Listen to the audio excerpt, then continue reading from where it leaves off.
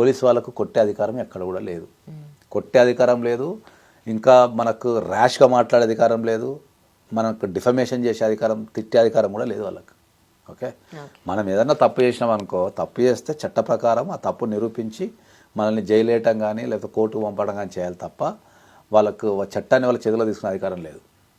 So చాలామంది చాలా public face అయ్యేది ఏంటంటే, మనం పోలీస్ స్టేషన్ అంటే ఎందుకు భయపడతారు ప్రధానంగా అంటే ఏంటంటే, పోతే తిడతారు, కొడతారు, బెదిరిస్తారు, లేకపోతే అరెస్ట్ చేస్తారు.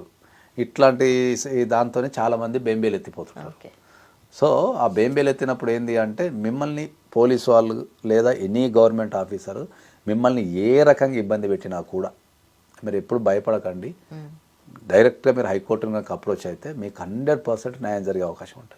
ఓన్లీ ఇన్వెస్టిగేషన్ పర్పస్ అయితే వెళ్ళి సహకరించడం, ఇన్వెస్టిగేషన్ పర్పస్ అయితే మనం ఎప్పుడైనా సరే మనం ఏ పోలీస్ కాల్ చేసినా కూడా మనం డెఫినెట్లీ వెళ్ళి మన ఎక్స్ప్లెనేషన్ ఇవ్వటము మన బాధ్యత. అది బీకే పవర్ బాధ్యత ఎంత అయితే ఉంటుందో హక్కు కూడా అంతే ఉంటుంది. అంటే మనకి వెళ్ళినప్పుడు మనం సహకరిస్తాం, ఆ సహకరించిన తర్వాత కూడా వాళ్ళ స్వలాభం కోసం కావచ్చు, లేకపోతే పార్టీస్ స్వలాభం కోసం కావచ్చు, చట్టాన్ని అతిక్రమించడానికి కొద్దిగా వాళ్ళు బార్డర్ లైన్ దాటుతుంటారు. అప్పుడప్పుడు ఆ బార్డర్ లైన్ దాటినప్పుడు వాళ్ళని ఆపగలిగే అధికారం ఓన్లీ హైకోర్టుకు ఉంటుంది.